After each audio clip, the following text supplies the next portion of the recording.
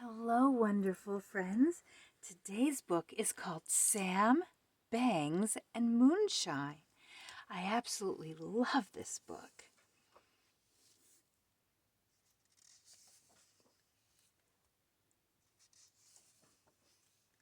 On a small island near a large harbor, there once lived a fisherman's little daughter, named Samantha, but always called Sam, who had the reckless habit of lying.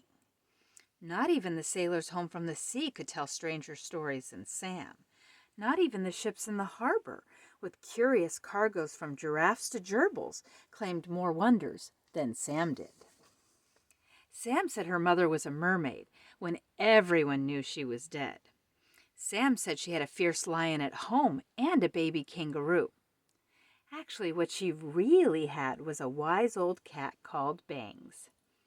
Sam even said that Bangs could talk if and when he wanted to. Sam said this, Sam said that, but whatever Sam said you could never believe.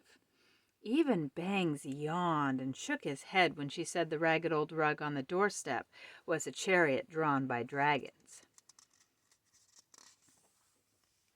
Early one morning, before Sam's father left in his fishing boat to be gone all day, he hugged Sam hard and said, "Today, for a change, talk real, not moonshine. Moonshine spells trouble." Sam promised, but while she washed the dishes, made the beds, and swept the floor, she wondered what he meant. When she asked Bangs to explain real and moonshine, Bangs jumped on her shoulder and purred.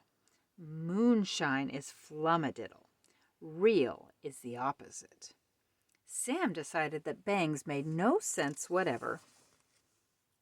When the sun made a golden star on the cracked window, Sam knew it was time to expect Thomas. Thomas lived in the tall grand house on the hill. Thomas had 2 cows in the barn, 25 sheep, a bicycle with a basket, and a jungle gym on the lawn. But most important of all, Thomas believed every word Sam said.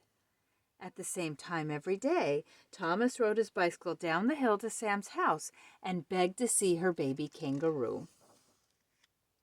Every day, Sam told Thomas it had just stepped out. She sent Thomas everywhere to find it.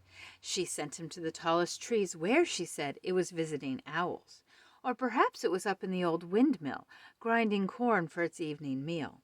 It might be, said Sam, in the lighthouse tower, warning ships at sea. Or maybe, she said, it's asleep on the sand, somewhere, anywhere on the beach. Wherever Sam sent Thomas, he went.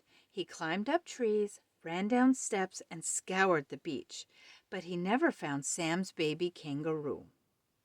While Thomas searched, Sam sat in her chariot and was drawn by dragons to faraway secret worlds.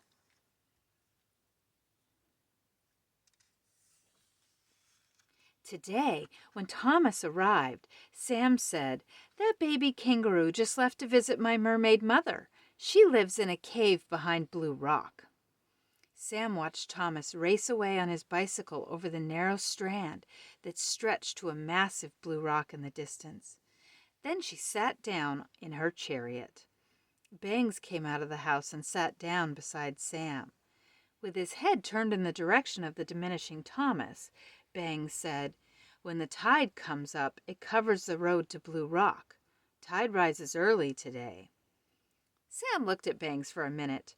Then she said, "Pardon me while I go to the moon." Bangs stood up. He stretched his front legs. Then he stretched his back legs.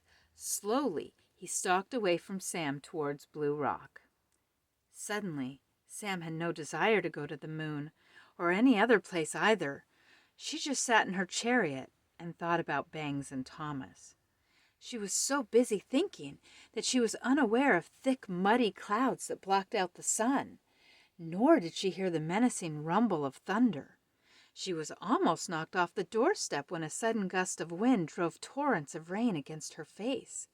Sam leapt into the house and slammed the door. She went to the window to look at Blue Rock, but she could see nothing through the gray-ribbed curtain of rain. She wondered where Thomas was. She wondered where Bangs was. Sam stood there, looking at nothing, trying to swallow the lump that rose in her throat. The murky light in the room deepened to black. Sam was still at the window when her father burst into the house. Water streamed from his hat and oozed from his boots.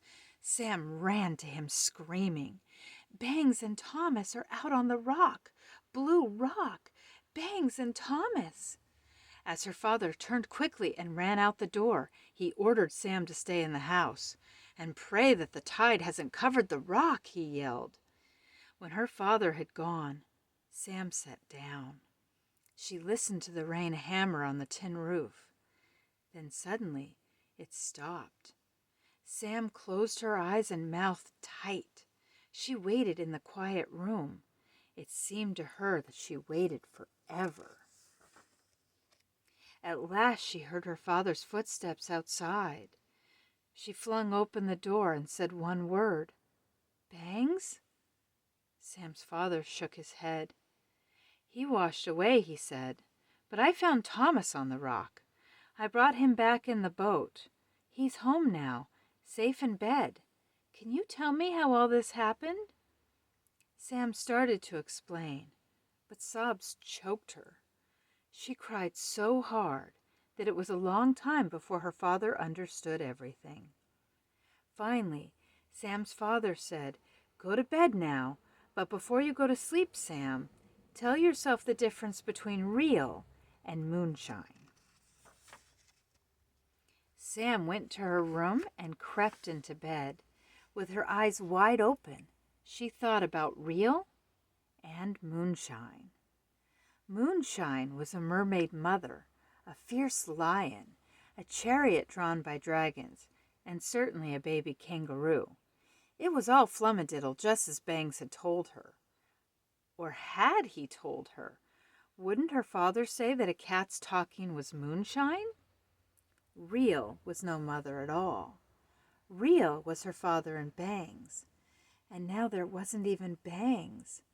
Tears welled up in Sam's eyes again.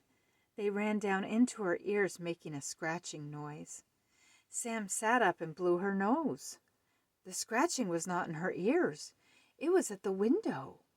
As Sam stared at the black oblong, two enormous yellow eyes appeared and stared back. Sam sprang from her bed and opened the window. There sat Bangs, his coat a sodden mess. "Oh, Bangs!" cried Sam, as she grabbed and smothered him with kisses.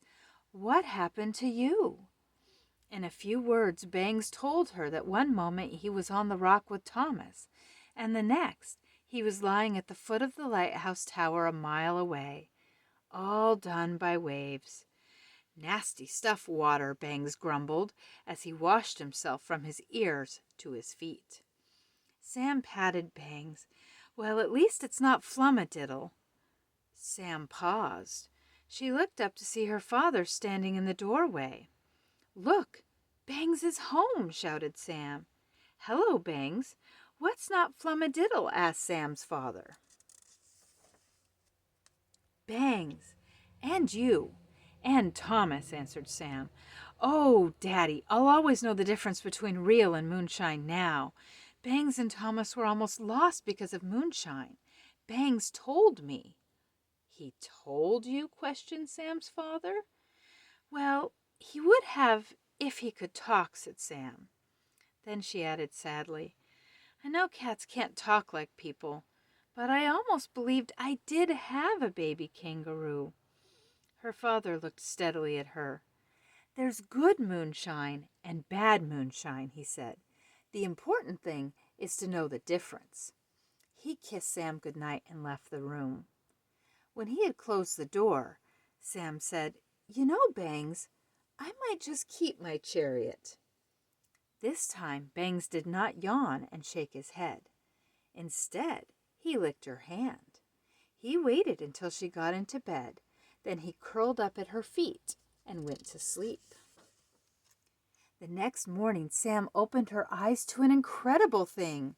Hopping towards her on its hind legs was a small, elegant, large-eyed animal with a long tail like a lion. Behind it strolled Bangs and her father. "A baby kangaroo!" shouted Sam. "Where did you find it?" "It is not a baby kangaroo," said Sam's father. "It's a gerbil. I found it on an African banana boat in the harbor." "Now Thomas can see a baby kangaroo at last," Sam squealed with joy. Sam's father interrupted her. "Stop the moonshine, Sam. Call it by its real name. Anyway, Thomas won't come today. He's sick in bed with laryngitis. He can't even talk. Also, his bicycle got lost in the storm." Sam looked down at the gerbil. Gently, she stroked its tiny head. Without raising her eyes, she said, "Daddy, do you think I should give the gerbil to Thomas?" Sam's father said nothing. Bangs licked his tail. Suddenly Sam hollered, "Come on, Bangs!" She jumped out of bed and slipped into her shoes. As she grabbed her coat, she picked up the gerbil and ran from the house with Bangs at her heels. Sam did not stop running until she stood at the side of Thomas's bed. Very carefully, she placed the gerbil on Thomas's stomach. The little animal sat straight up on its long hind legs and gazed directly at Thomas with its immense round eyes. "What's his name?" wheezed Thomas. "Moonshine," answered Sam, as she gave Bangs a big, wide smile. I hope you guys loved the book. I can't wait to see you guys again. Take care.